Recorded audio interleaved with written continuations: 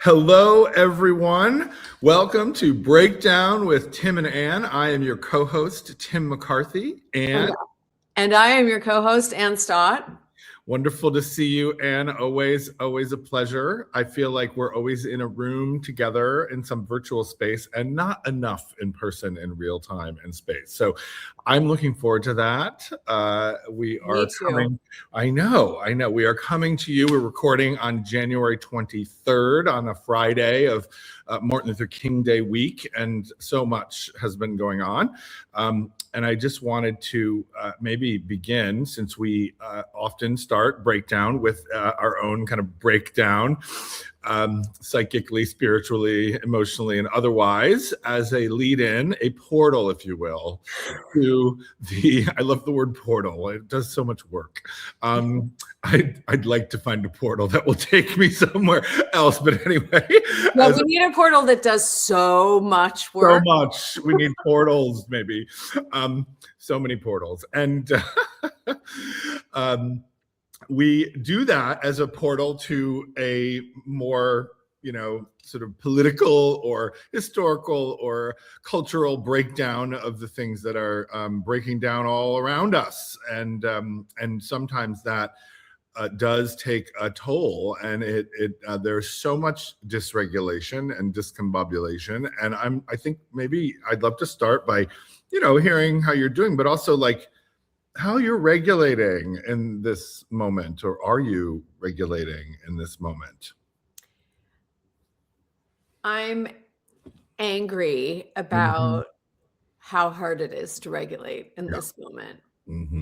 I'm so angry about everything that's happening. I will say too, it's the morning on the East Coast of January 23rd. And so Minneapolis is doing, what do they call it? Like a general strike. A general strike today. So all solidarity with the people and the communities and the businesses of Minneapolis who are showing up right now for what they are, what is being forced upon them. I feel like we are in such an emergency. Yeah.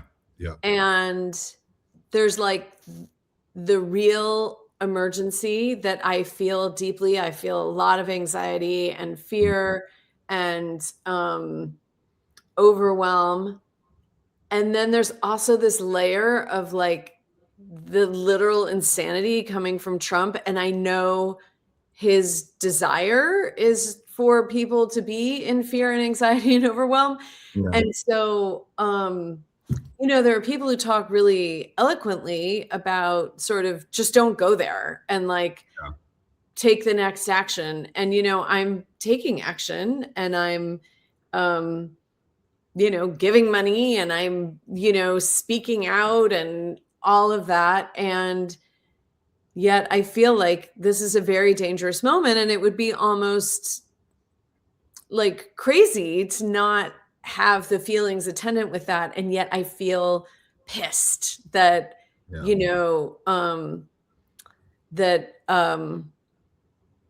well, I guess that they're winning right now on some level. And also that, Trump has the power that he has. I guess the bottom line is I'm pissed. He has the power he has, and I'm really pissed about the people who are like enabling and complicit and, allowing him to do what he's doing and justifying, like, like the people that I have seen on social media, like, because I do stuff on TikTok and I check in with some Trump supporters, like the people twisting themselves into pretzels to justify Renee Good's murder. It's like, or, the detainment of a 5-year-old, or, the walking, the ramming in of the door of a house of a man in his underwear and bringing him out in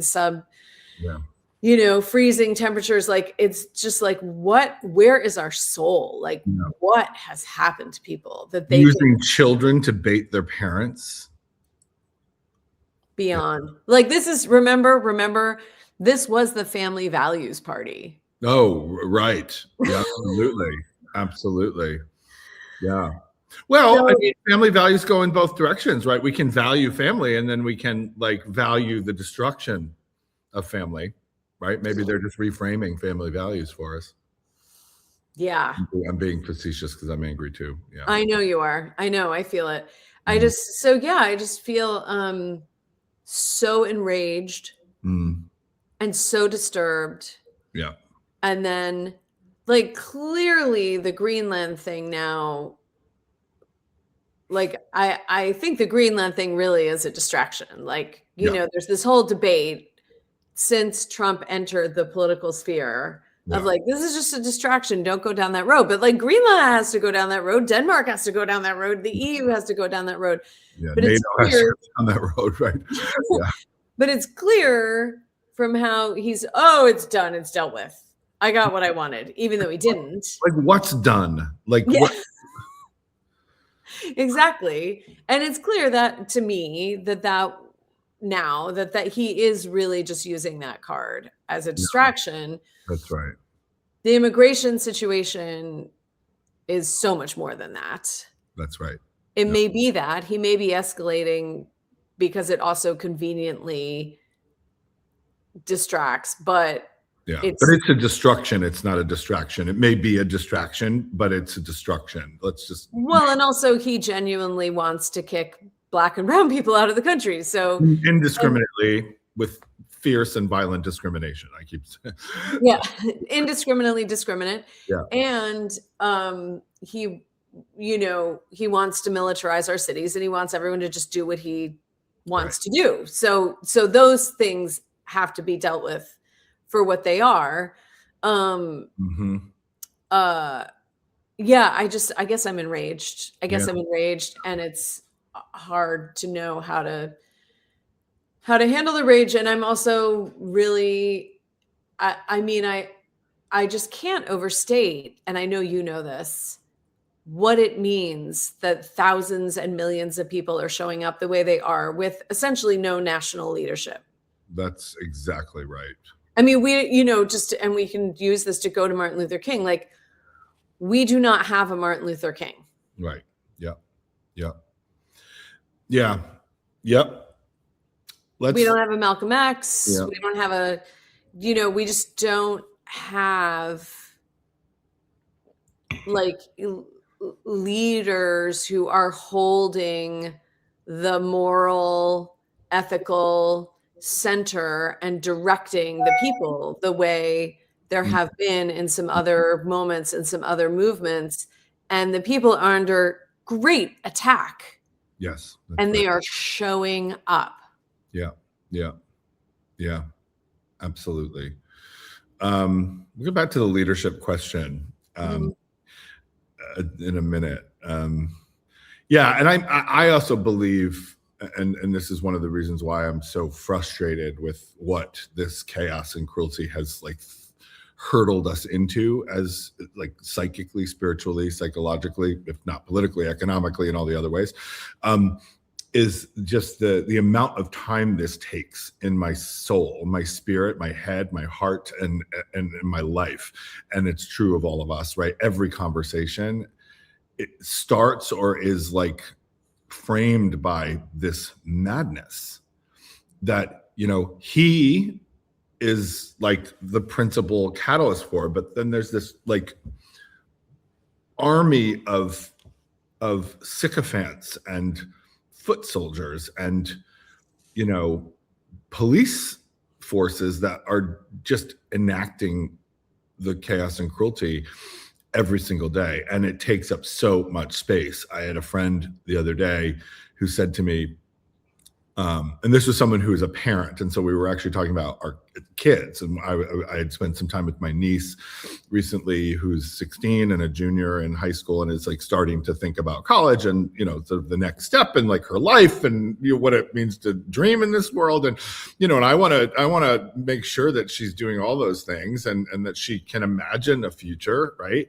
And yet at the same time I'm keenly aware of like the danger she's in as a young person, and she is a Black girl who is by virtue of that and other things, vulnerable in our society, of course, and we want to protect her. Our family wants to protect her, and we're doing, our level best to do that. But, and I think about that, and I was talking to a friend of mine about kind of the college process and what it means to be in the lives of teenagers, and I just spent some time at a high school earlier this week. More on that in a minute.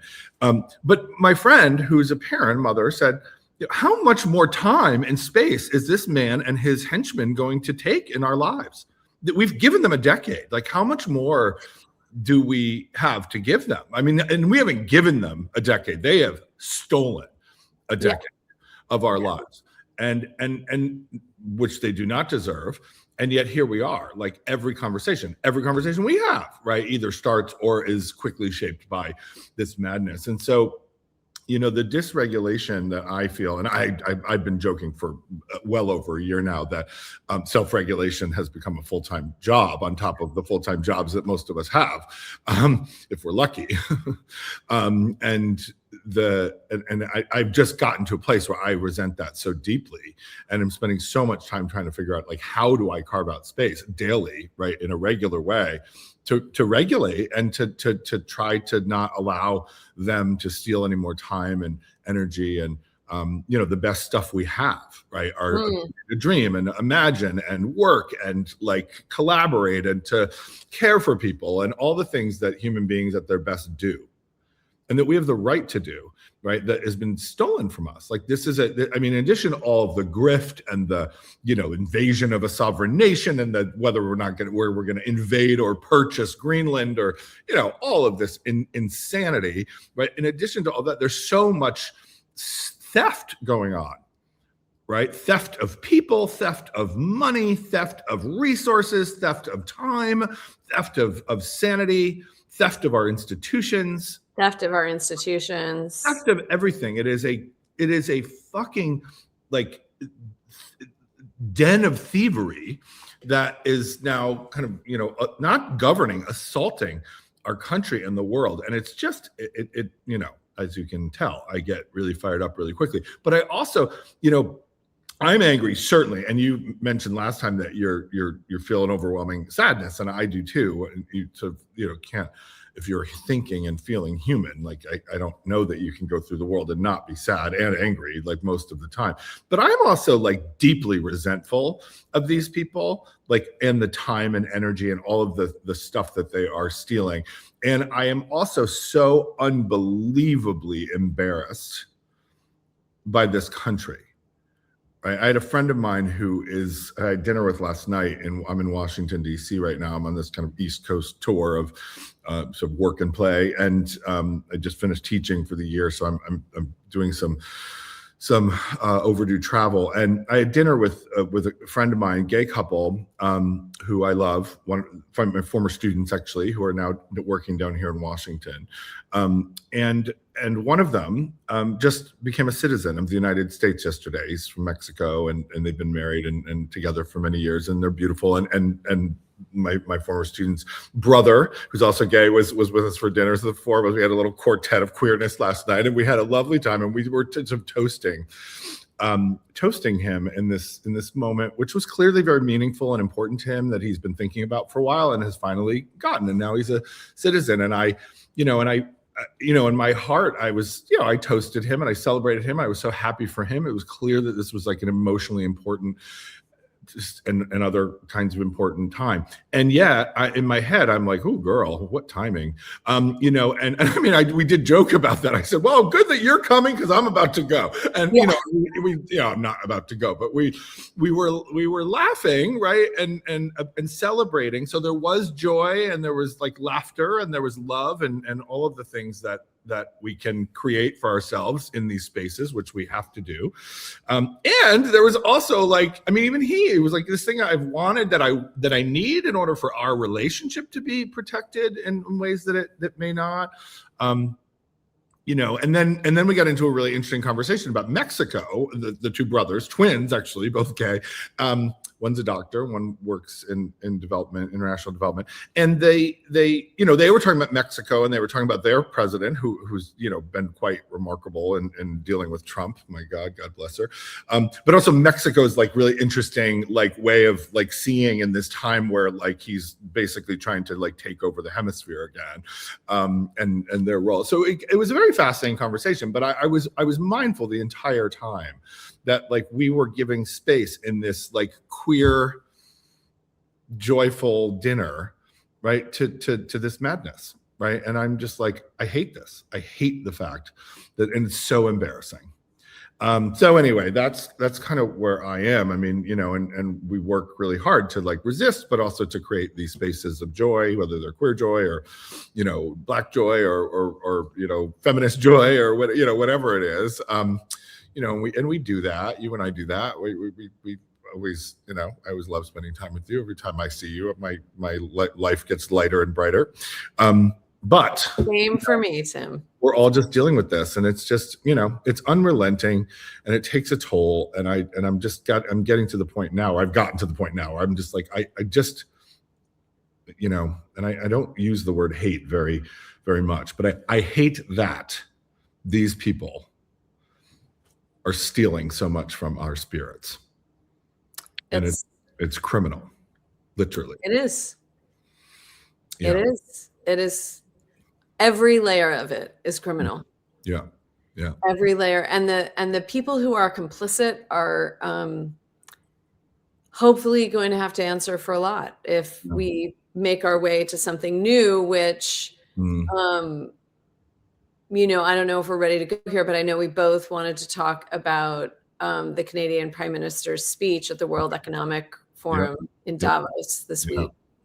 Yeah, so actually let's do that because it gets us into like questions about leadership in this moment, and then like a weird way to get back to Dr. King since it's Martin Luther King Day week, and would love to spend some time in that. But yeah, let's go to Carney's speech, Mark Carney's speech. Small aside, I always have a hard time, like every time I go to say Prime Minister Carney, I like doubt myself because in theater world, Carney means like you're a carny, like the carnival life, like Carneyland. So I'm like, wait, really? Is that his name? So I always have this little moment of doubt. But yes. Yeah. No, it's interesting because so just a couple quick things that I want to hear what you have to say about this speech and him in this moment. Because I every once in a while I get something happens and like a ton of people like text me or email me, or because, and I teach, as I teach a big course on brave leadership and communication. And so oftentimes when a speech happens and it's like important or people think it's important, I will get a bunch of like, alerts that like people want me to like watch this or read it or teach it or whatever. So I got that day when it happened. But I was really busy that day. So I like just kept seeing that people were sending me this thing. And I was like, because I've actually met him. He was on the, one of the governing boards at Harvard. He's active in alumni affairs, and he had to step down when he was running and became prime minister, obviously, because it's a conflict of interest. So I've met him a couple times. I don't know him well. He's not a friend or anything, but I've met him. And he's like, I will say, he doesn't like own the room. Like he's not his charisma is not unmistakable, I would say, like his predecessor Trudeau and Trump and other people, right? You can own a room in lots of ways, and ruin a room too. But he's very even keel. He's like, I think he has a background in finance. He's like a kind of unremarkable like middle-aged white guy, but here we are, so this was not on my bingo card, I will say. I have lots of thoughts on it, but anyway, but I was like, okay, and here we go. So what did you think of it? I didn't read it because I always like to watch a speech. I always like to experience it as best I can as like someone who was in the room. I don't like reading speeches first. I like to sort of feel them and witness them and experience them. So I waited until I had time late at night to like watch the video. And then anyway, so what was your reaction to that? Well, only because you said what you said. And I am a performer. So, Right. I don't watch any public anything without thinking in those terms. Yeah. I was like, wow, he's not like he's just delivering this like he's sort of a academic professor saying the facts. Like he's not working the crowd. He's not, but the rooted power of his truth was so strong that it like blasted through his kind of neutral veneer, you know? I was so glad I watched it because I had read the articles with the quotes and I was like, good on him. Yeah. But when you watch the whole speech, I couldn't believe that the Prime Minister of Canada on the world stage was naming that, you know, the fiction of our democratic rules-based order. Yeah. Like I was, because that wasn't really covered in the articles that I read. And so he was saying, like, we have been turning, basically without naming names, he said, we have been turning a blind eye to the US's abuses of power for decades. Right. And we should not want to go back to that. Yes. Yes. And here are ways we can go forward. And in a way, it's so great that he's just this like finance wonk guy, because it's like, here are the things we're doing, and here's something we middle powers can do. And I mean, and I don't think, and I'm not tracking every speech by every head of state around the world. That's not how you spend time. Yeah, yeah. But I don't know of another speech on the world stage, so to speak, that has named that what is actually happening. Yeah. So honestly. And there's so much power in that. And you know, of all the things I hate about this moment, I'm okay with the US's world power being recalibrated. Yeah. And it's so. You mean being recalibrated in terms of being challenged by people finally that like don't have as much power? Absolutely. Because Trump's recalibrating American power too, for, you know, to invade. Yeah, and that's not what you mean. It's what I mean. Yeah, the irony is that Trump and Stephen Miller think that they are, you know, to some extent, this is true. They are just doing overtly what has been done covertly for decades. And to some extent, that is true, right? Like we have participated in regime change illegally. We have, you know, acted in our own economic interests over the interests of democracy and freedom of people around the world. Like we have been a bully, and we've done it covertly while putting on this mask of, you know, democratic rules-based order. And our allies have sort of let us go along with that because we respect the democratic rules-based order of our allies, right? And I want to say too, the US is not the only guilty party here. Like, let's talk about France and Algeria. You know what I mean? or Britain in the slave trade, or, you know. Well, I'm specifically talking 1945 to the present. Yeah. You know, the New World Order. Exactly. Yeah, of course. But they think that by doing this, they are claiming US power.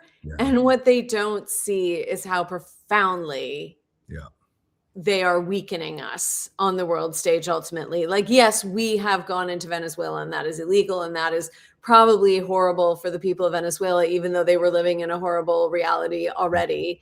And yes, we are threatening Greenland, but like we are breaking apart part of what made us powerful. That's right. And we're also massively overextending our resources. We can't just go into whatever country Trump feels like going into on any given day indefinitely and be whole, or I don't even know what the right word is, but it's not sustainable. No. The way they want to be. So it's ironic, and that would be amusing if it all weren't so dangerous and devastating and horrifying, because, you know, they're destroying internally what makes us powerful too. Yeah. Yeah. Yeah, this America First thing is like America alone, right? I mean, at some point, we're going to be like the person that nobody wants to sit by because, like, in his case, our diapers stink. And I mean, it's just like, who wants to be near? It's like the freak in the corner. Like but we're like, we're hoarding all the food, it's like, it's like, and people are just like, girl, get your act together. Yeah, I mean, again, I keep like going into like humor because I don't because know. there's nothing else to do. I don't want anyone to think I'm making light of this. I'm like desperate for an affect. But the and I do, as I've said before, I'm an Irishman, so I do go to like the dark gallows humor very quickly. It's a sort of like very short ride for me. But yeah, no, I totally agree. And I, getting back to what Carney said, right? That, and I too look at things. I'm not obviously the artist and performer that you are, but I am a performer, and I teach and I lecture and I do that stuff, and I'm like adjacent to art. And I think there's an inner drag queen that's like yearning to be free in me at some point. So anyway, there's that too. Time for another episode. We can talk about. Oh no, we are going to talk about that yeah. I even have a drag name. I have two actually. But anyway, yes, I'll tell you that later. We can get back to that. But seriously, I expected Carney's speech to be a barn burner. When I was hearing about it and watching the coverage of it, so I knew about it and I knew kind of like what the deal was and why people were making such a big deal of it. But I waited to watch it, and I was so struck by how like unaffected it was. It was it was without flourish or fanfare. I expected it to kind of be a barn burner. I kind of expected it to be like a very different version of him than I have experienced or that we can see in the press. And it wasn't. It was very sobering, no flourish, no fanfare, not even like an elevated inflection, or, he didn't take us to church, right? And I had been all week like talking about Martin Luther King, right? So like, I mean, he's no Martin Luther King, and like rhetorically or stylistically. Yeah, Mark Carney has not been to the mountaintop. No, he's not. No, he's not been to the mountaintop. And yeah, I'm not even sure he has a dream. But yeah, I mean, but it was his time to break silence, not to keep this going. I mean, he clearly broke silence in his own way.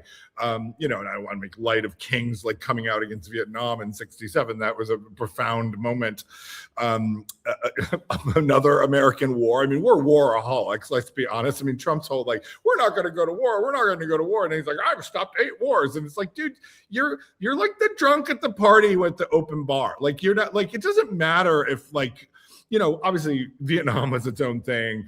Afghanistan, Iraq. I mean, I love how like for the first 2 decades of the 21st century, we're in like 2 wars because one's not enough. And it's like, I mean, we just love this shit, right? We love this imperial shit. We love taking over places. We love using our big weapons, right, to overcompensate for our little imaginations. And it's like, here we are. But Carney spoke a truth about several things that were so important, right? One is like he spoke a truth about it was a eulogy, that speech, in addition to, right? It was a eulogy. He was like, the world order that we have known since World War II, or that we have, pretended to embrace and pretended existed in strong form, right? I mean, he's also calling the bluff on that, saying it's over, right? It's over. So we have to pivot. It's not like we should pivot or like we might do this differently, right? He was like, that shit is over, and it was always kind of a delusion, and we were responsible for perpetuating that, and now's the time to wake up, basically. Right. And so that was one thing that I thought was remarkable, is like he was absolutely clear that whatever we thought we were doing is done. Mm-hmm. And that we have to do something else. And here's a roadmap. Let me tell you what Canada is doing, which again is not on my bingo card. Right. And I'm like, okay, Canada is going to lead the middle powers into this new era. And he leaned right into that. There was an absolute confidence in what they were doing, already putting stuff in motion, right? It's like, follow us, like join us.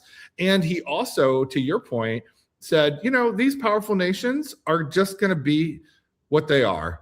They're going to be bullies, and they're going to try to bully us, and they're going to try to control us, and they're going to try to take us over, and enough of this.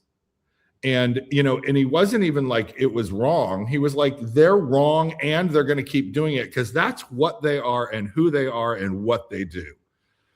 And we all know that. So stop hanging your sign out front to go along with the authoritarianism of the state. And I was like, ooh, girl, you know, and I mean, and he then also spoke to that, right? He also spoke to like what it means for ordinary people to put their sign out front, to be complicit in the horrors of the state and its actions. And I'm like, I mean, that goes back to Nazi Germany, and, you know, which of course helped to inspire World War II, and then also to Russia and communism, right? I mean, so he was doing some really sophisticated shit in that speech, historically, politically, and even rhetorically, and yet he didn't raise his voice once.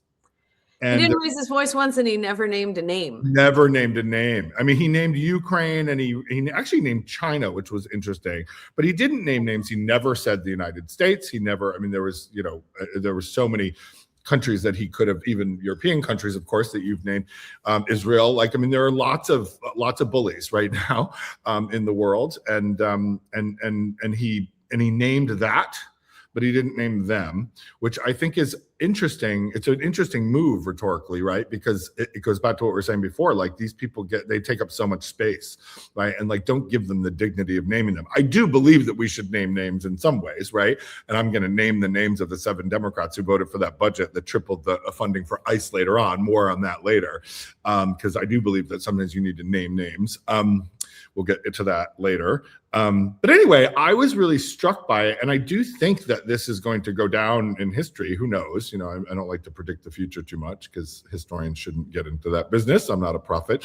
But I do think that this was a very significant and perhaps really consequential speech. It'll be interesting to see like what happens. And of course, he gives that speech, and the next day, the American delegation rolls in and fucks up the party, right? It's like he got like a multi-minute standing ovation after this very sobering, like calm, you know, very direct and honest speech, right? And then the Americans roll in their clown plane, and they just like disrupt the whole fucking thing, and people are booing at them, and there's protesters, and Trump's, you know, word salad on parade, and it was like, oh my God, like here they are. And it's almost like, oh my God, central casting, right? It's like, oh, and the American delegation came, and it's like, you know, we like walk in like a bunch of fucking zombie freaks and totally fuck up Davos. And Davos is like, you know, not my like favorite thing. I mean, I had several friends who were there, and they were texting really funny, like, you know, messages about the food and the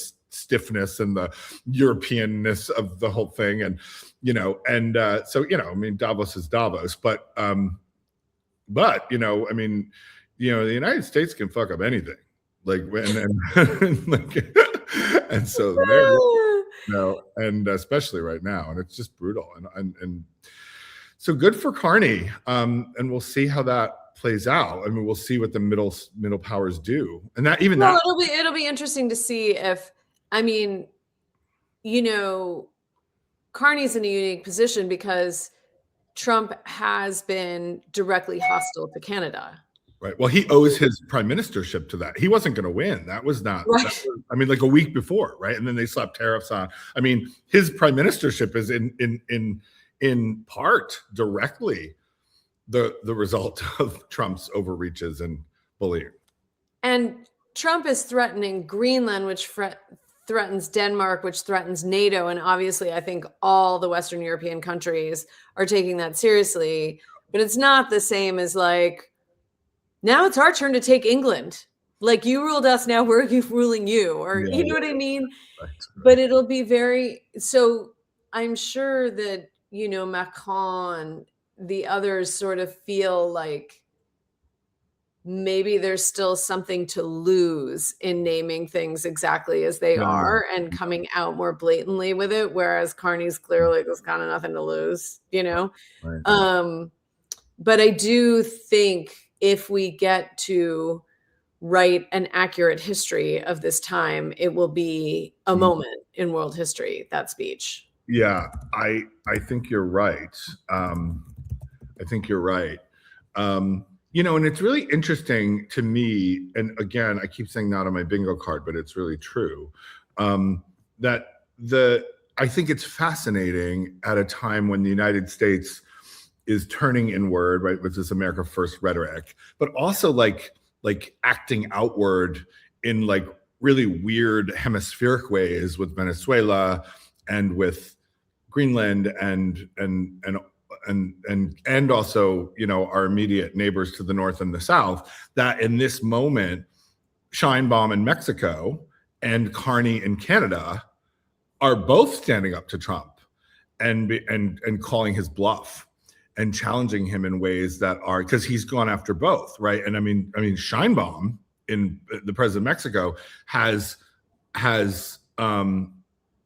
she's played him like a fiddle, right? And is that true? Now, see, I haven't read up on this recently, so I'm feeling fuzzy, but I had read articles that say more that rhetorically she stands up to him, but in fact, she's given him a lot of things he wants. Yeah, I think it's a mixed bag for sure, but I'm talking more about the way, like the performative piece of that, right? Yeah. The policy piece I'm not as studied on. And actually, that we were talking about this last night at dinner, where one of the brothers was saying, she's a mixed bag policy wise, but she is like, but widely sort of respected for standing up to Trump, particularly since she's a very smart woman, and we know how much he loves smart women, and she's Jewish, so we know how much they're committed to combating anti-Semitism. The people whose people wore shirts that said 6 million is not enough on January 6th. But that aside, so she represents something that he really loves, as a strong woman who stands up to him. And then Carney, right, who's not like a remarkably charismatic guy, not known for being like a kind of Churchill figure or like a Mandela or anything like that, and yet here we have the prime minister on one side and the president on the other side, who are not afraid to stand up to him. And going back to the bully metaphor, which is, I think, very apt, I've said over and over and over again, he's certainly redefined the bully pulpit. The only way to beat bullies is to stand up to bullies. We know this. We know this, and yet, so many people, and Carney was speaking to this, right? I mean, that was the call. It was like, stand up to the bullies, because they are bullies and they're going to bully, because bullies bully, right? And so I just think it's really interesting that on both sides, like, we're flanked now by these two countries that we've, that have long been our allies and friends in North America and in the hemisphere, right? Who have both been bullied by the Trump administration, and these are the two people who are like standing up in that way. I think that's really interesting, and again, wasn't on my bingo card. Yeah, it is. And it's just in these moments of extreme pressure, like, people show their true colors, right? Yeah. And so and I would extend that to Marjorie Taylor Greene, who I don't even think is like, I'm not for, for many things I'm diametrically opposed to, but like, at some point she said what she thought rather than playing the game. And I find that interesting, if nothing else, It's so funny you would say that, because I actually joked last night with one of my former students who does a lot of work in LGBTQ politics here in DC, and works with a lot of electeds, people running for office, and so he's like deep in the political policy game. And we were talking about the Democrats, and we were talking about the lack of leadership in that party, certainly in the formal leadership of that party. And then somehow Marjorie Taylor Greene came up. Oh, we were talking about the Kennedy School, because the Kennedy School just announced who its spring IOP fellow, Institute of Politics fellows are. And so the two special fellows are Pete Buttigieg, another former student of mine, who I'm excited to welcome back to campus, and Kevin McCarthy, no relation, that scoundrel. And so we were just talking about how the Kennedy School always has to have like the bipartisan. It's like, oh, we have a Democrat, and then I got to find a Republican. And then he said, I don't know why they picked him. And I'm like, well, well, it's slim pickings on that side. When you, I mean, there's a lot of crazy over there that, like, you know, Harvard's not really trying to touch right now. Like, we're not trying to, like, you know, bring in bring the asylum to the asylum. And so the QAnon shaman. Right, exactly. And right, exactly. Yes, the crazy whisperer and totally ineffective Speaker of the House, former Speaker of the House. But then we were like, he's like, well, why don't you invite Marjorie Taylor Greene? She's gonna have a lot of time there. And I just looked at him. I said, girl, I'll tell you right now, the fact that I have agreed more with Marjorie Taylor Greene in the last 6 months than Chuck Schumer is a sign of our times. It is indeed a sign of our times. She's insane, and she has horrible politics, and I have no idea what she's doing right now. But something's afoot, and I do find it interesting. We've talked about this before, that in the wake of the Epstein files thing, of course, remember those? They're still there to be released, and the million more files that we found, like Christmas Eve, like, okay. You know, I think it's interesting that she and Boebert and Nancy Mace, right, these women, these MAGA women who are all insane, have that issue has, like, prompted something in them to speak out. And of course, Mace and Boebert are both survivors of sexual assault, and so, like, this hits very close to home for them. And I want to, you know, honor that, right, in terms of the experience of having to be subjected to sexual violence, but then also to live with that and carry that. And I'm actually been moved by the fact that Lauren Boebert was, like, brought into the White House in the Situation Room and then left and said, go fuck yourself, right? Good for her, right? You know, yeah. And Green and Mace too, and they're reprehensible in so many ways. But I find it interesting that this is the thing that has, like, sparked that, at least. You know, and then Marjorie Taylor Greene she was right on Iran. She's like, you know, she's got there's, you know, she thinks Venezuela's crazy. I'm like, okay, girl, like, you know, I'm going to ride this wave for a little while. I don't support her, but, you know, I just think it's very interesting. And I don't know if that represents, like, a crack in the MAGA facade or what it means. I don't want to make too much of it. And certainly, I obviously, you know, 99.9999% of the time I find their politics abhorrent, and them abhorrent. But, you know, it's interesting that piece of it has, and it was enough to change the game, right? On the vote, right? Congress, every member of Congress except for one voted to release the Epstein files, which of course have not been released, and we've been in violation of that congressional act and for over a month now. But you know, them coming out in that way and saying, you know, no to the bullying of the Trump administration, you know, change that vote and change that game. So, yeah, it's such a time, you know. It is such a time, and I don't even know where to. I mean, the Epstein thing, like.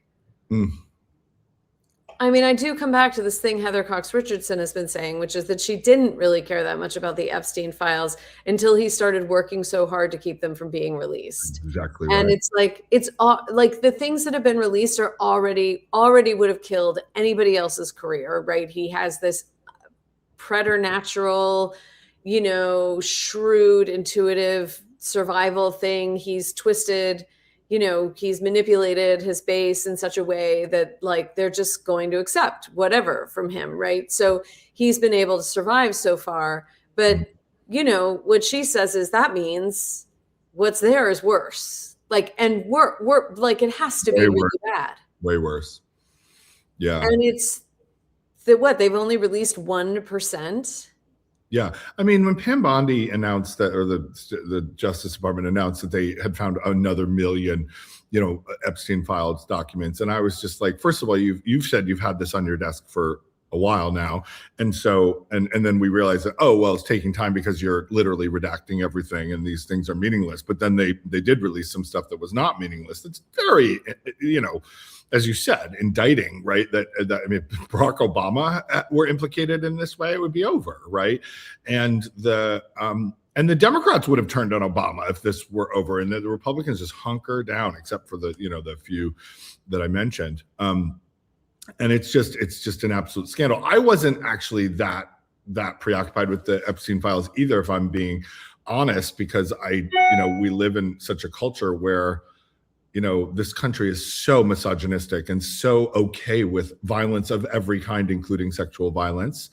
And, you know, I was like, there's never going to be justice for these women, these folks who are implicated in this. And the reach of Epstein is so deep and so broad that, you know, and it involves so many powerful people, mostly men, that it's just like there's no justice coming. Maybe that's the cynic in me. I just have gotten to the point where there are certain kinds of things around gender justice and racial justice in particular, economic justice in this country that I just like know are not forthcoming because we're so incredibly capitalistic and misogynistic and racist. And that just needs to be named, you know, and I know I'm woke, and I'm a Marxist and, you know, queer and all the things, but like, you know, let's just call it for what it is. Like this is who we are, you know? So, but now that we know that like there's millions of more documents and and I want all of them. I want every single one of those things. The only thing I want redacted are the names of the survivors, right? And that's it. You know, just let it roll. You know, and the fact of the matter is, I do think at some point there will be a rollout. We will end up getting this, and they know it's going to take them down, or it should take them down, because that's why they're fighting so hard to preserve it. If they were innocent, they wouldn't be doing this. And the other thing too that I want to name, because it makes me crazy, right? And we know Ghislaine Maxwell and the way that she was complicit in this and how certain women have been complicit.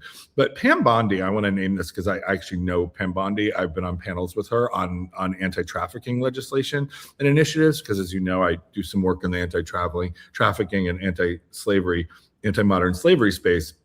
So I've been on panels with her, and she was known when she was in Florida as someone who was reliably, you know, consistent on issues of anti-trafficking. And now she's literally the like trafficker in chief in terms of her complicit presence and participation in the non-release and the over-redacting of the Epstein files. So even she, who had like one good quality on one policy issue that actually related to human rights, is like a complete fraud. I just don't, and I mean, I don't know if there's any use in going down this road, but I can't let it go. Like, so the Pam Bondis and the Nancy Maces and the Boberts and the Marjorie Taylor Greens, one, let themselves be in complete denial about how ensconced in that scene Donald Trump was. Yeah. Like, were they and then they let themselves believe that he really was going to release all these files? Like, how do you even, Right. I just don't understand, like, how you get there. Yeah. And I mean, I assume that, I mean, certainly there are a lot of Republicans in Congress who know exactly who Trump is, and they're just making a certain, you know, bargain with the devil to hold on to some idea of power that is, I mean, this is where, you know, it's funny. You know, going back to that meeting that Mom Donnie had with Trump, like, he's so weak on some profound level, right? And he's only maintaining power because of the people who are continuing to support him. Right. And the weirdest part about it is that the people in Congress are supporting him under the delusion of maintaining their own power while he's corrupting and disempowering them. Right. So it's like, what are they holding on to? What are they, what, it's all a house of cards, right? Like, it's all a house of cards, and it's a destructive house of cards. I mean, it's so perplexing to me, like how much these people can support him when he's literally taking their jobs away, essentially. Yeah. And no, absolutely. And the thing that you know, I don't know that it gives me like solace, because that's a big word, but there is a world, since I do study history and care about history and know something about history, like there is the long arc, right? And so I know, I am certain in my bones, though I may not live to see it, that like these people will get their due in history, right? That they may not go to jail, they may not be held accountable in this lifetime, but history will sort this out over time, and eventually people in the future will know how awful all these people were and how complicit so many of them were in propping up this pathetic excuse for a human being to do his destruction, right? And that's on them, right? I mean, you and I, our conscience is clear. Like, you and I are not participating in this. We are not deluded. We are not complicit, right? And not just us. There are many, many people, which is what I wanted to get back to that leadership question, because I've been thinking a lot about King and King's relationship to the Black freedom struggle and sort of leaders, like the leaders we see, like Carney and others, and like how that definition of leadership actually is very different from the sense of leadership that I think we're seeing in the resistance here in Minneapolis, right? And in so many other places, like people who are leaders, moral leaders, right? Who are willing to put their bodies on the line and their lives on the line for something bigger than them, right? And they're gathering, like you just said, I mean, even the city council yesterday in Minneapolis voted to support a general strike today, right? Which is literally, I think, happening right now as we're recording. And, you know, so there is leadership. And I think one of the things that I want to elevate and that I've been thinking a lot about is that, are we, you know, spending too much of our time focused on the leaders, right, who are doing the destruction, who are calling for it and executing it, literally executing it. And then we're looking to the kind of the leaders on our side who are always disappointing us, right? The leaders of the Democratic Party are useless, right? The head of the Democratic Party in the Senate and the head of the Democratic Party in the House, Schumer and Jeffries, are useless. They are not the men for this moment. I'm not saying they don't have good qualities. They've been public servants, like, you know, fine, whatever. But they're useless in this moment. They are cowards. They are feckless. They are. My friend yesterday said, if Schumer and Jeffries had been in the buildings on 9/11, they would have called the elevator repairman. Yeah. Yeah. Great analogy. I mean, it's like great analogy. It's on fire. You know, and there are people, right? There are AOC, Jasmine Crockett, Mondani in his own way, Elizabeth Warren here in Massachusetts. There are people, Bernie, right? There are people who are, you know, who are willing. Right, Ro Khanna, right? There are people, I'm not saying all Democrats, I'm not painting them all, but like generally speaking, like the leaders, the titular leaders of these institutions, whether you're talking about the Democratic Party, you're talking about higher ed, you're talking about the law firms, you're talking about, you know, whatever, name your institution, right? They're failing in this moment. And yet there is a powerful and profound resistance, a kind of people's uprising that's happening in the form of a general strike, in the form of the No Kings rallies, in the form of people who are standing up to ICE agents in communities across the country, from red states to blue states, rural, suburban, and urban America, right? So there is leadership. And I think about it, one of the things that was interesting, I just did this 2-day residency at this high school in Connecticut, a private boarding school of some resources and means. And one of my former students is the head of what they're now calling Community and Pluralism Office, you know, DEI, formerly DEI, and she is brilliant and wonderful. It's a Black woman who is a deeply studied historian and scholar of history, and really amazing. So she invited me in to come and be part of the Martin Luther King Day programming for 2 days. And one of the things that I talked about in my address is the fact that, like, King is often seen as the man who led the movement, when in fact the movement actually made the man. And what I meant by that, and I gave the example of the Montgomery bus boycott, that King was a graduate student at Boston University in theology, and was called to minister at 25, called to minister the Dexter Avenue Baptist Church in Montgomery, Alabama. And so he and Coretta Scott King and their small children moved to Alabama, and he was still not done with his dissertation, although he did finish it ultimately, giving him Reverend Doctor.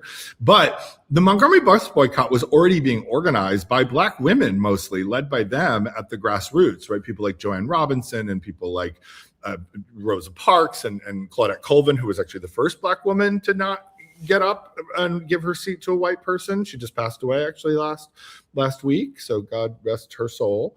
But there was a whole group of folks, and led by Black women, who were already doing the organizing work that led to the Montgomery bus boycott, which is one of the most successful boycotts. Its own kind of general strike, in a way, the withholding of resources by the Black community so that the segregated buses would come to their knees, right? And ultimately led to a court ruling that desegregated the buses, and which is like a profound moment of resistance. But like, people give King the credit for being the kind of leader of that, when actually the truth is that he stepped into, as a young man, right, who was like trying to pastor a church for the first time in a place that he wasn't from. Right, the community made him, and then the movement kind of expanded from there. And so I'm thinking a lot about leadership, like singular individual, expected leadership from people in charge or who get a lot of airtime, and then leadership that we see all the time throughout history and in this present day from people, ordinary folks, who are saying enough, who are saying we have to change this, we have to stand up to it, and who are finding ways to resist and to care for each other and to make known to the world that none of this is okay. So anyway, I have a lot of that in my head, and it's not to take away from people like King, who were actually effective leaders. Jeffries and Schumer are no King. But I wonder if we actually have leadership. Like, I think you're a leader. Like, Michelle Axelson is a leader. Right. And my husband's a leader. And you're a leader. Absolutely. Yes. And we're doing yes. our thing, and I think we need to give more credit to that. Right. I'm a social historian. I'm a people's historian. Right. And too often I'm preoccupied with all these like feckless people in positions of power. That's not leadership. That's occupancy. No, and I think you're right. But I guess I feel I feel confounded by these people who do actually have the ability to affect some national change and aren't doing it. Yeah. And are not treating the moment with the gravity it deserves, and don't have what I would consider to be like a correct sense of themselves within this time and what is the appropriate action. So I feel great frustration about all of that. I too, and I've talked about this, like, as someone who has been, on the streets on and off for decades, like historically, the hardest part is to get people out on the street. Right. And so the fact that all of these people are just putting their bodies on the street for what is correct and good, and, for an idea of democracy and safety for all people is incredibly moving to me. Yeah. And I am focused on that all the time. But I see the sun has just come around onto me. I love it. You're illuminated. I know, exactly. But I said you were a light in my life. There it is. Here it is. The sun is smiling on you. I'm reflecting light to all. You are. But my frustration with these people who don't seem to understand or know how to respond correctly to what is happening is still present. Yeah, I totally agree with that. And none of what I said I want mistaken for, like, let's forget about them and not hold them to account, of course. I know you weren't saying that, but it is a very delicate balance. And maybe it is some leftover part of me that just wants someone else to fix it. You know what I mean? Like, right. I want someone else to do the right thing. Like and it comes back to that question you asked last time about, like, what are the values of the Democratic Party? And the truth is that people like AOC and Bernie and Jasmine Crockett, they are hamstrung by their leadership right now. They can make impassioned speeches and they can speak truth to power. And that is important because other people aren't doing it. Right. So I know they're doing it at a cost to their own personal safety and well-being, you know, so I have immense respect for that. But there is not a strategy coming from the party leadership No. that is addressing the destruction of our country Yeah. appropriately. Yeah. There just isn't. Yeah, it's like the elevator repairman call. Yeah, no, it's true. There's true. It's a great analogy. There is no, well, it's not mine. It was my one of my friends said it, and I think they're absolutely 100% right on that.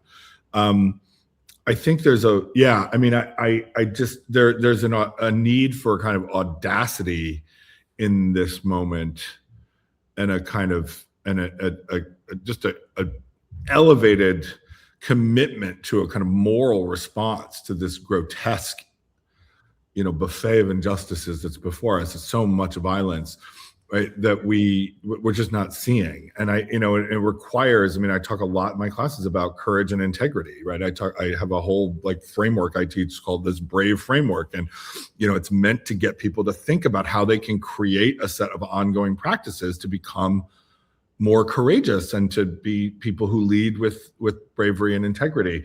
And, you know, we need that now more than ever. I just finished teaching this course on brave leadership in U.S. higher education. And I mean, we joked the whole time of like, or the lack thereof, you know, and we searched far and wide for examples of university presidents or like, you know, titular leaders of these institutions. And it's like you can name on one hand the number of university presidents in the United States that would rise to my notion of brave leadership, or our notion of brave leadership, and still have fingers to spare, you know. And yet you do see examples of bravery on college campuses, right? And oftentimes starting with the students, you know, who always get a bad rap because they they protest and they question and they demand things, and they, you know, they're young and full of energy and all of that, and messy,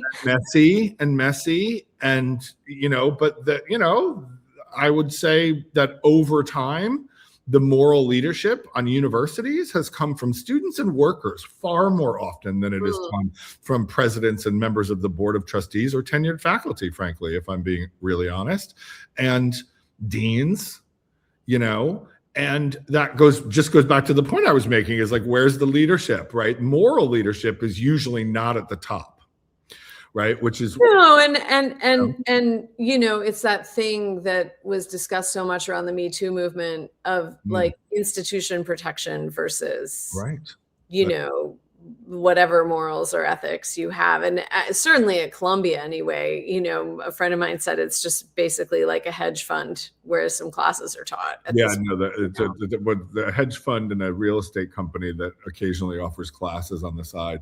I mean, I remember that at Columbia when I was there for graduate school, you know, and everyone at Columbia is like deeply, deeply aware of the like deep radical history of Columbia. Like Columbia also has an incredible like radical people's history, but also this, you know, I mean, this recent episode at Columbia, which basically like shuttered the campus, and should have, frankly, they should probably close it down and reboot.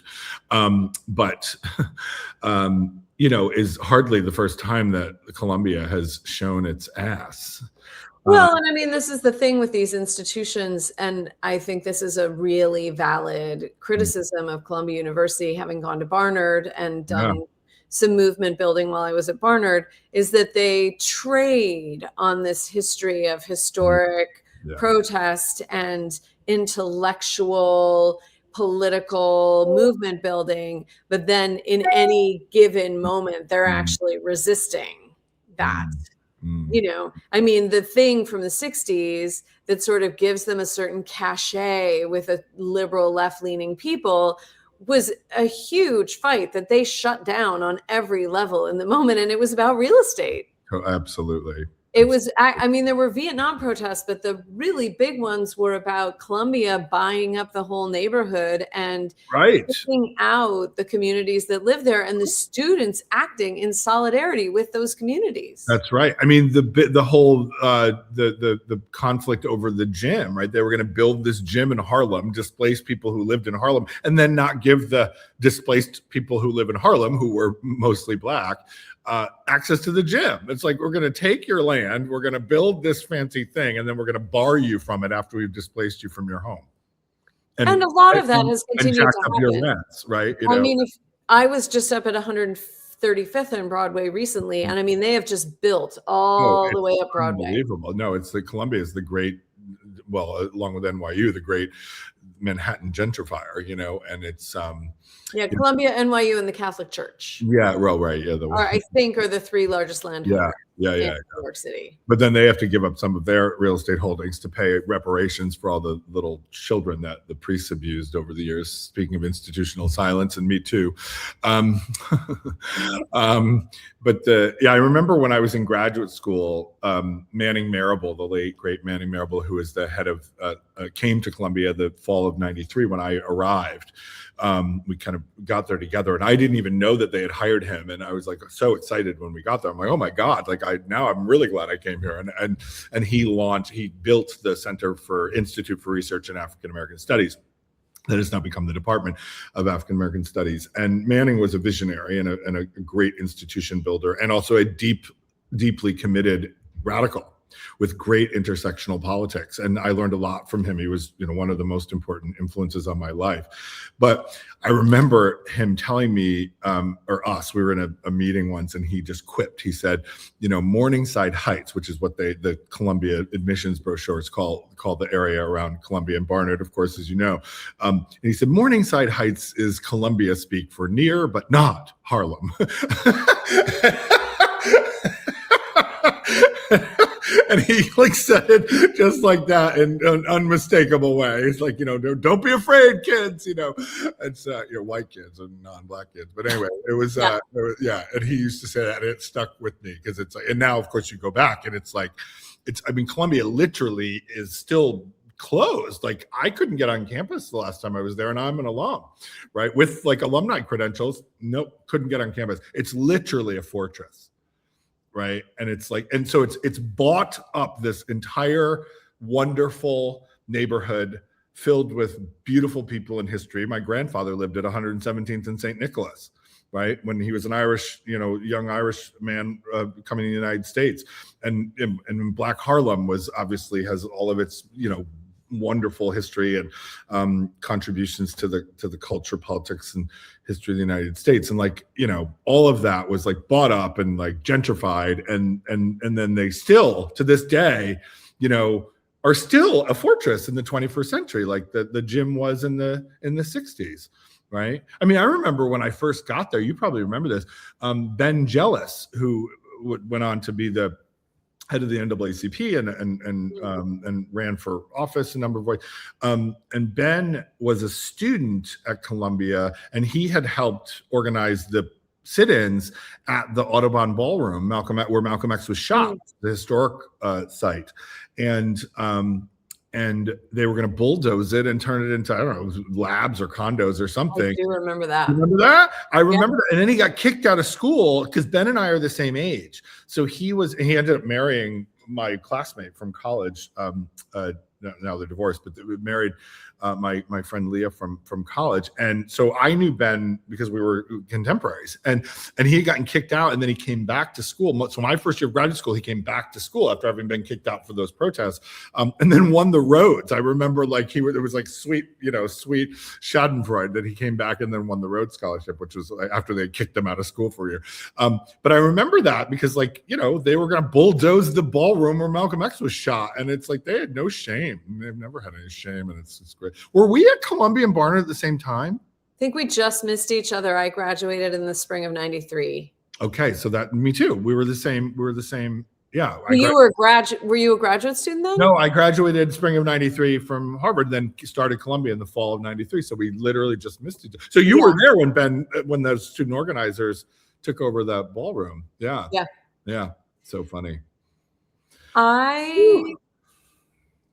I'm really sitting with this question that is a fundamental question about all politics, of this desire for the institutions or the national leaders to represent in relation to the need for the community work to just be happening. Like, I always forget, is it Bill Ayers or Dan Ayers who was in the Weather Underground? Bill Ayers. Bill Ayers. Bill Yeah. Ayers. I don't know why I do that with his name.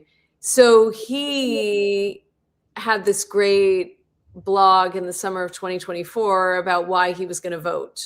Yeah. I remember that. Yeah. I think we talked about it. And, you know, he was like, I don't know if democracy is on the ballot in 2024, but fascism certainly is. You know? Yeah. But he said, like, I don't really think the vote's going to do anything. I go and do it because it's another tool, and not doing it has a huge impact on many, many people. Yeah. And then I go and I do my work. Yeah. You know, like, my work is my work. Yeah. And the truth is that, and I've come to accept in my life, I used to be much more judgmental of this. The majority of people are not built to be community political organizers all the time. Yeah.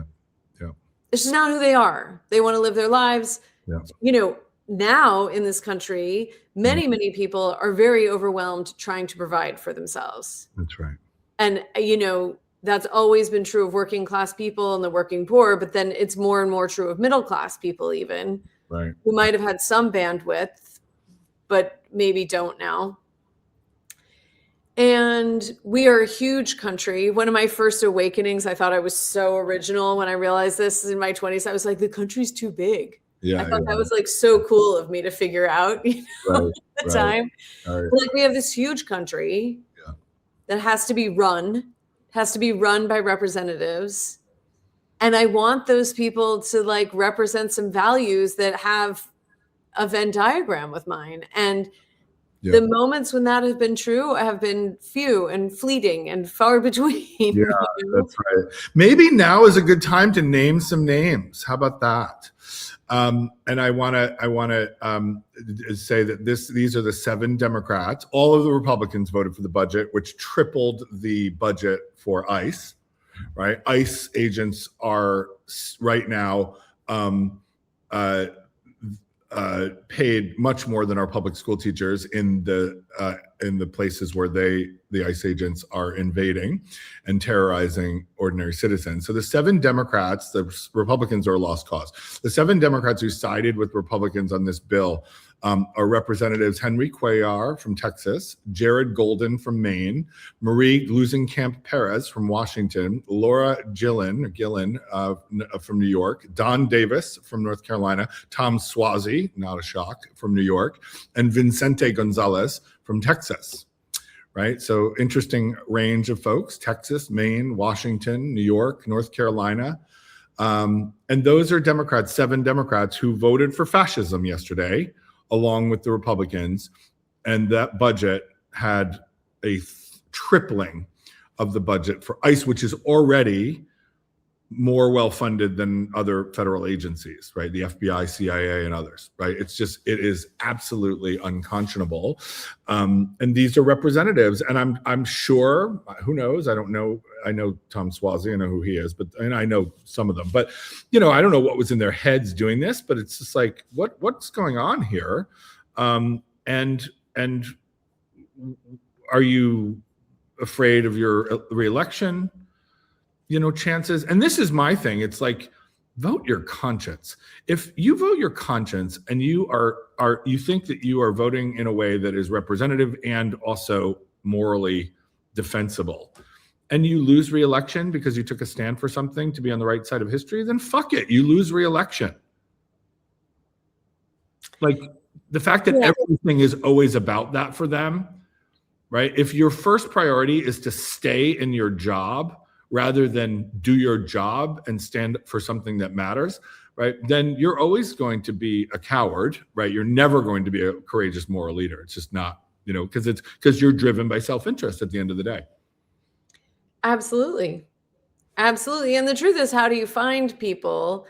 And I would say, you know, the AOCs are these people who are ambitious and hardworking enough to want to take on, or Mom Donnie, to want to take on leading people, speaking to people, doing the work that it takes to get there, and have, like, an ethical grounding that that doesn't get corrupted by the desire for continued power. Yeah. And I don't, honestly, I'm going to say this. I don't even know if I would be that person. I like the spotlight.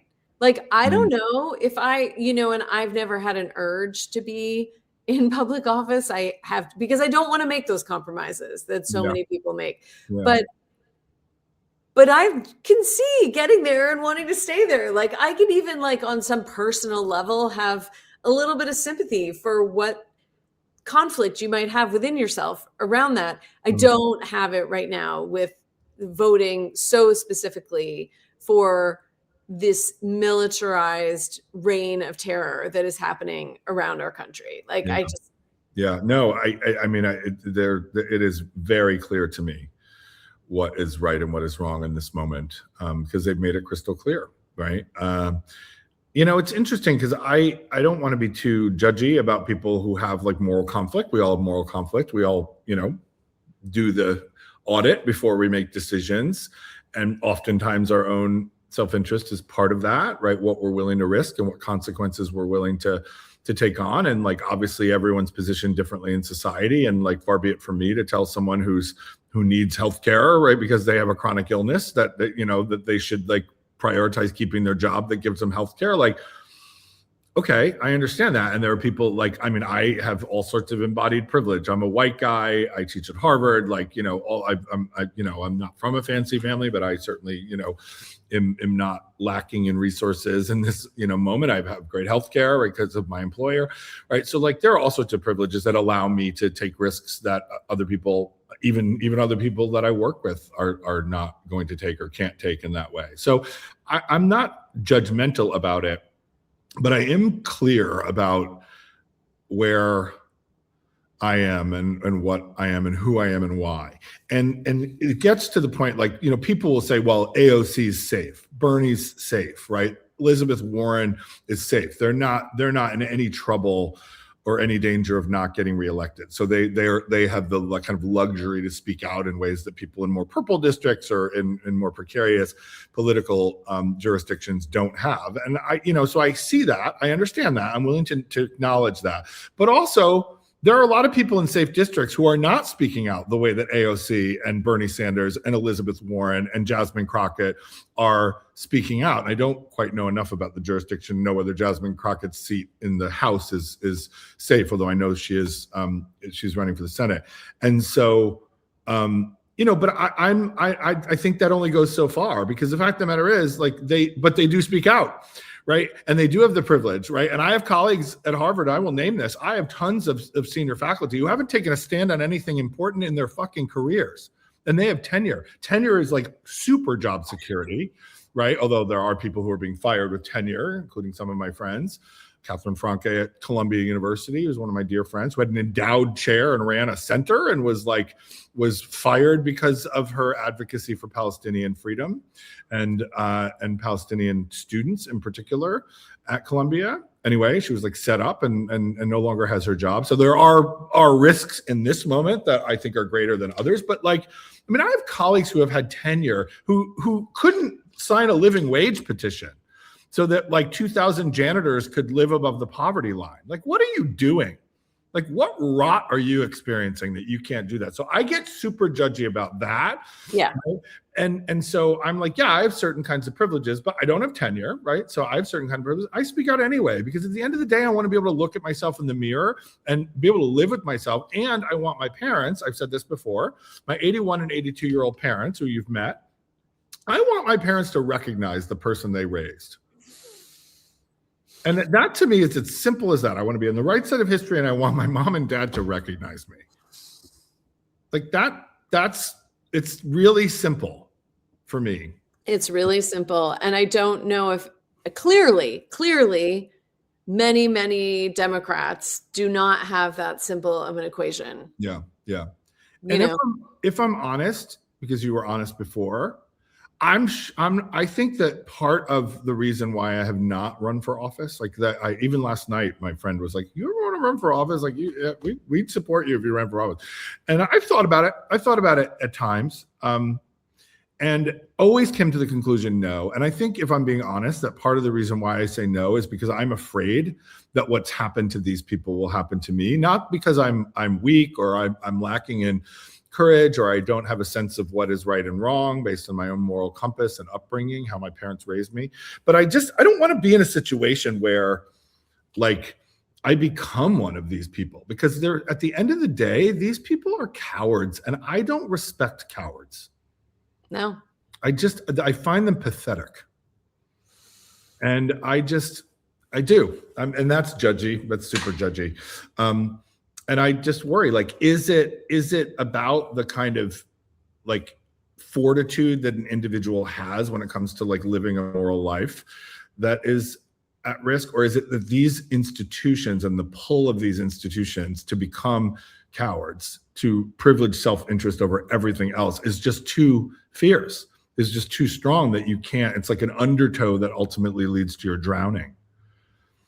And is it too strong? I don't know. And so I'm not getting in that water. Yeah. Because I'll stay on the beach. Anyway,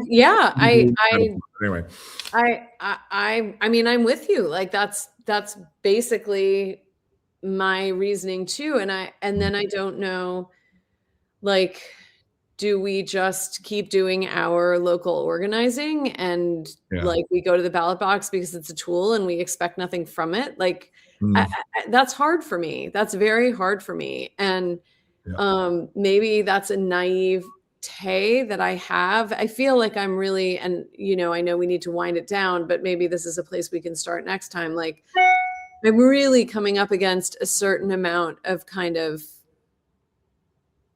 naivete I might have about certain kinds of politics. Like, I never thought Chuck Schumer and Hakeem Jeffries were, like, my political ideal, but I never would have thought that they would miss this moment so completely. And that the entire, the vast majority of the Democratic Party would miss this moment. And I do want to shout out to some more centrist people who are showing up in their own way. I mean, Alyssa Slotkin and Kelly are now, like, in the crosshairs of being investigated, because as veterans, they made a video saying you don't have to follow illegal orders. Like, all they did was state the truth, And so, Abigail Spanberger in Virginia, day one, she says ICE is not welcome here. Okay. Yeah.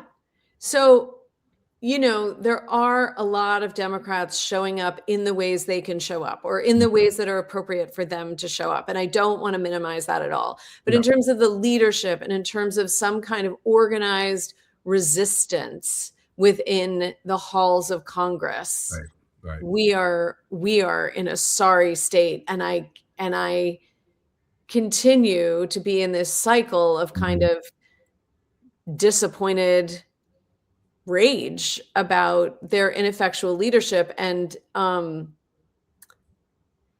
I guess how to recalibrate, which is where we started, like, expectations. Like, maybe these are just not that, like we're saying, like, the leadership is really coming from the people right now, and maybe we just need to focus on that and stay with that. And if the house of cards comes down, trust that because the people are on the street, something better will happen. That feels dicey, but yeah, I know. But I think that's where we are. It doesn't matter, because that's where we are. Yeah, and I think that we were trying to figure out a title for this episode, and we said, where do we begin? Because it's like January, New Year, year 2 of this madness, and and also there's just so much going on. Like, where do we begin the conversation, and where does it go? And I recently we're about to head into Black History Month at the end of Martin Luther King Day week. I've been reading a lot of African-American literature, and, like, going back to my sort of intellectual roots in that field and that realm. And I just finished reading Toni Morrison's The Bluest Eye, which, like, absolutely just took my breath away. I'd never read that. I've read lots of Morrison, but never The Bluest Eye. So, and we had a discussion with some of the students about it. It was really, really powerful and profound.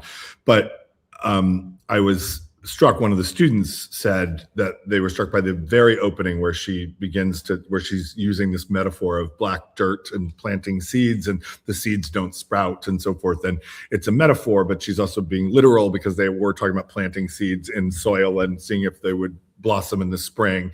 But it's very clear too that what happens is that she's using that as a kind of metaphor for sexual abuse and incest ultimately that happens later in the thing. And the student said, I knew something was coming in the description of the seeds in the soil and the sprouts not coming. And I didn't know what it was, but I knew that something was coming. And it reminded me of this quote from Ralph Ellison's Invisible Man, where he says, "The end is in the beginning and lies far ahead." Mm-hmm. And so I wonder, right, if like the beginning of this year has seen both incredible violence and incredible tyranny and fascism and all the kind of, wrong directions. And also this year has seen this incredible kind of resistance of people in Minneapolis responding to the Renee Good murder and the video of that, and this now general strike, and you wonder, like, are we seeing like what lies ahead in this new beginning? Because this country certainly needs a reboot and a reimagining. And I always, as someone who studies social movements, I always go back to the people. They will disappoint, but they also are the ones who can point us to the promised land, right? Speaking of King. And that is where we begin. That's where we begin. With the people. And it's where we end this episode. It is. We will take up next time. Yes. And always wonderful to have a breakdown and to break it down with you. I adore you, and I will see you in person soon. Yes, you as well, Tim. And stay safe on your travels. Stay safe, everyone, with the impending storm. Yes. Metaphorical and literal. Here we are. Storms abound. All right. Take good care. Take care, everyone.